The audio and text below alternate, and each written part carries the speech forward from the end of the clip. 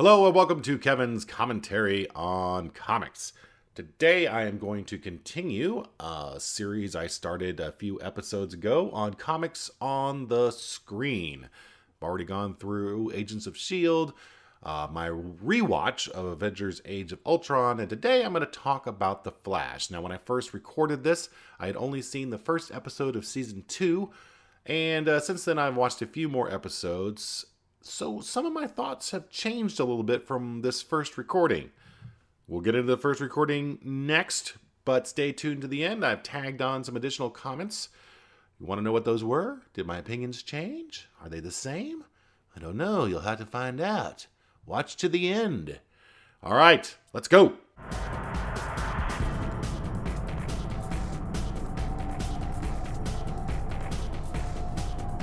Also premiering on the small screen was Season 2 of The Flash. Now, I did a mid-season review of The Flash, which you can see if you click on the little card thing here. And it was excellent. I loved it. The entire season was great. And they are starting off the new season basically with kind of a recap of how they managed to stop the space-time portal that was hanging over the city. And they also explained why we didn't see any shots of Ronnie Raymond, aka Firestorm, in any of the promo pics for the new season of The Flash or the new CW series Legends of Tomorrow. We saw Martin Stein, played by Victor Garber, but not the guy who played Ronnie Raymond, who, again, if I had done any research prior to sitting in front of the camera, I could tell you who that actor's name is, but I can't right now. But we got an explanation of why we're not seeing him in this first episode of The Flash Season 2. One of the best things that came out of the first episode is the fact that they finally have taken the emblem on the Flash's chest, the lightning bolt through the circle, and made that circle white, as it should have always been, and not red as they did originally. I hated that when I first saw it, got used to it because the show was so good, but they finally decided to say, hey, let's make it white. And they actually gave a pretty good reason for it by saying that, hey, that's what your emblem looks like in those newspapers of the future that Dr. Wells had. Let's go ahead and put it in your costume now. Why they went with the red in the background, I don't know. And I'm sure they weren't planning this far ahead to explain the white emblem thing. I don't know. Maybe they did, but it's there now. And that's great because that looks really, really good. Speaking of Dr. Wells, I do miss him on the show. I loved the character, and even though he was a bad guy, he was kind of one of those almost good bad guys. So I'm going to miss him on the show. He did have a little scene in this first episode as a recorded playback. But the new villain for this season, as I've read in the internet, is going to be Zoom, who, quite honestly, and I think I even said this when I did my review of The Flash, I thought the Reverse Flash and Zoom, or Professor Zoom, were the same guy. But apparently they are not. So I'm curious to see how the CW is going to handle this by having the major antagonist in this season look and have the same powers as the one from last season. Perhaps they're going to play up the fact that they think Wells is back. And, there'll be a big mystery going with that. Or maybe Zoom is the alternate dimension version of Wells. We already know we're going to have an alternate dimension because we have seen, at the end of the first episode, Jay Garrick, the original Flash from the Golden Age. Now, in the TV version, he's from an alternate dimension. I don't know if that alternate dimension is set in the 50s or the 40s or whatever, but they did show him. We saw the helmet at the end, I think at the last episode of last season. Awesome to see that. Looking forward to seeing Jay Garrick on the show. He is my favorite version of the Flash. And yeah, I would like to see him look more like he does in the comics, with kind of just the red shirt, long sleeve shirt with the lightning bolt coming up and what appears to be jeans.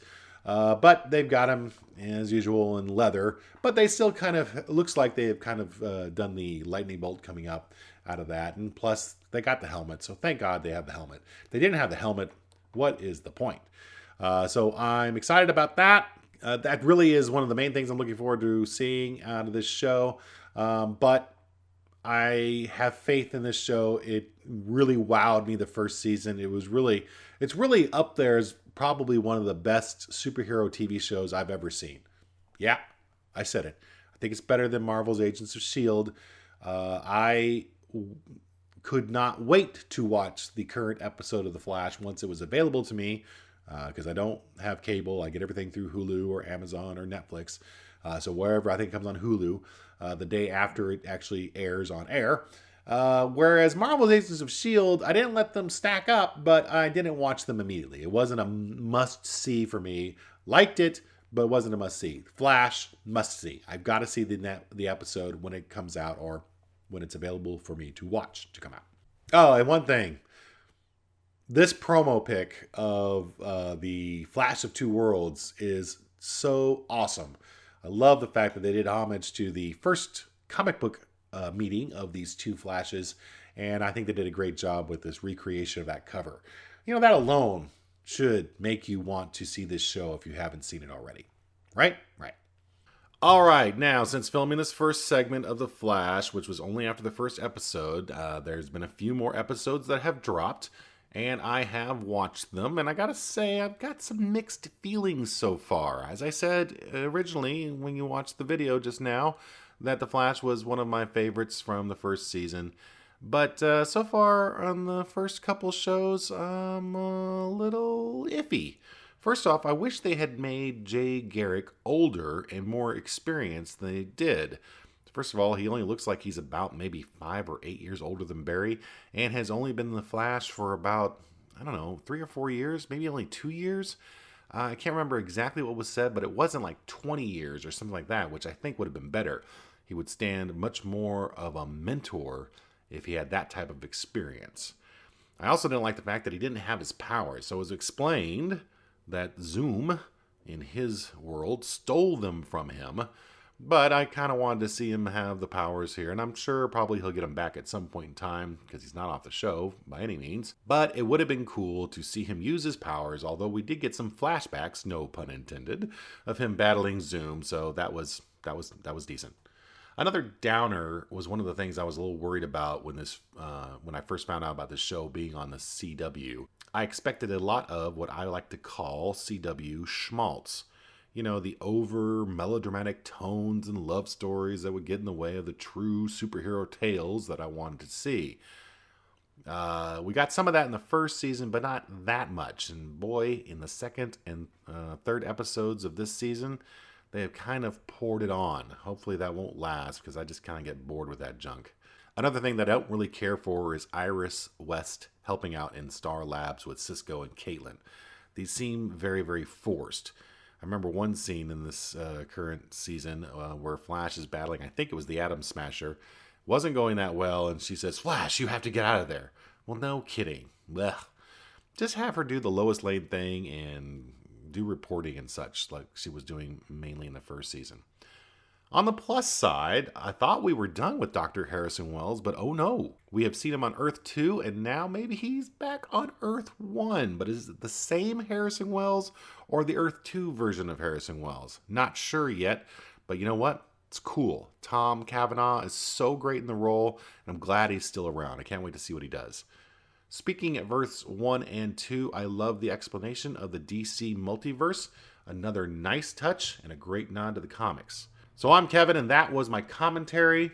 Are you watching The Flash? Any thoughts on the first 3 or 4 episodes of this season? I hope they don't dip too far into the melodrama of a teen drama like Gilmore Girls or Seventh Heaven. I guess they need to, because there is a lot of it in the comics, but a little less of that and more good old superheroics would be nice for me, okay? Oh, and one last point. For this season, Agents of S.H.I.E.L.D. has been beating The Flash, for me, in must-watchness. One of the latest episodes of the Agents of S.H.I.E.L.D., 4,722 hours, was probably their best episode ever. Very nice, and I would like to see more episodes like this. If you haven't seen it, it recounts Simmons' time on the other planet. A planet that could be Ego, the living planet. It's what I thought when I was watching the show, and then I went and read online and found others wondering the same thing. Very, very cool. Now, I'll probably dip more into these comics on the screen reviews in future episodes, so don't miss out by clicking on that subscribe button. Will Agents of S.H.I.E.L.D. continue to outpace The Flash, which is a strong reversal from last season, to be sure? Make sure you find out by subscribing. But in the meantime, have a great day, and I will see you later.